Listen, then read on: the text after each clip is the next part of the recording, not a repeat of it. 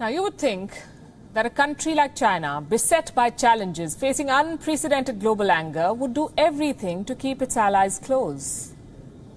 Allies and friends like Russia, which have stood up for Beijing when everyone slammed it.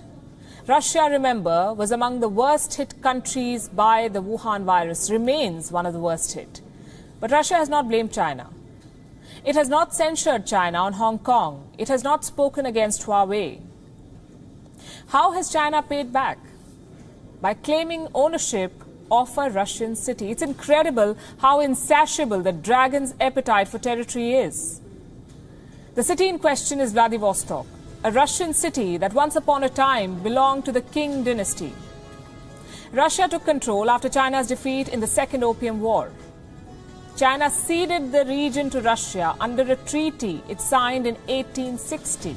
And since then, Vladivostok has lawfully belonged to Russia. But Beijing dismisses treaties that do not suit it. It has mastered the art of distorting history and disobeying rules. So now China's wolf warriors have started a campaign against Russia. What triggered it? After all, Russia has had Vladivostok for 160 years.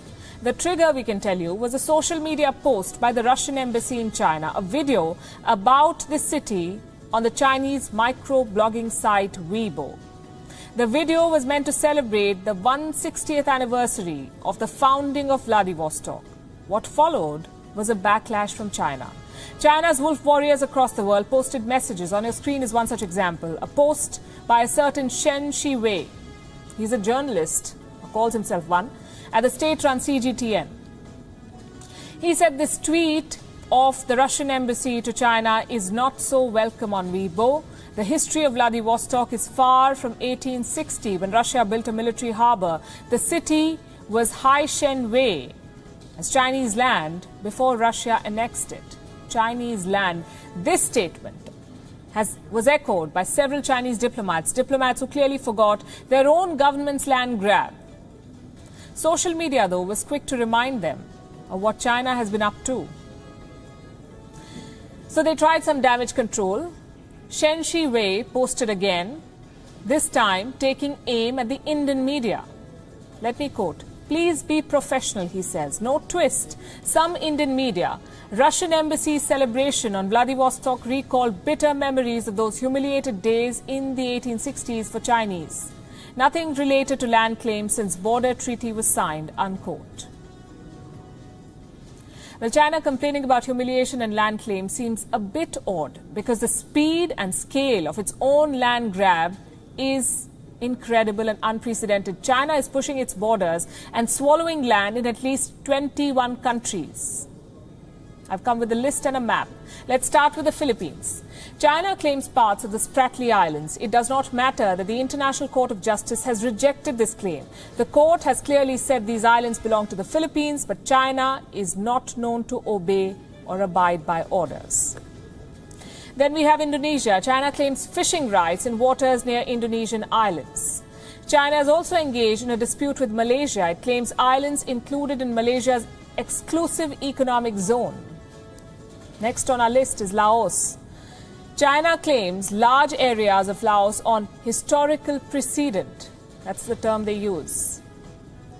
Next, Cambodia. China claims parts of Cambodia too, again on historical precedent. In Thailand, China has been dredging on the Mekong River since 2001. Time and again, the Thai cabinet has scrapped Chinese projects. The last instance was in February 2020, this year. Then we have Vietnam, standing its ground against China's territorial claims on several islands. In return, China targets Vietnamese fishing boats. In the East China Sea, Beijing is engaged in a land dispute with Japan. The Senkaku and Ryukyu Islands are the big flashpoints. In North Korea, China has a continuing dispute over Mount Baekdu and the Tumen River. In South Korea, China claims islands in the country's exclusive economic zone, and this is on good days. On bad days, China claims the entire South Korea, again on historical grounds, whatever they are. In the West, China has an ongoing dispute with Tajikistan dating back to 1884. China also lays claim to over 34,000 square kilometers of land in Kazakhstan, In Kyrgyzstan, China says the entire territory should be a part of the Chinese mainland. In 1999, it forced Kyrgyzstan to hand over 1,250 square kilometers of land. And then we have China's communist comrade, Russia. China claims at least 160,000 square kilometers of Russian land, despite signing several agreements. Vladivostok is just the tip of the iceberg.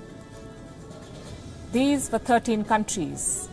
I have 7 more: India, Nepal, Bhutan, Taiwan, Brunei, Mongolia and Singapore. A total of 21 countries then. China is trying to steal the territory of 21 nations.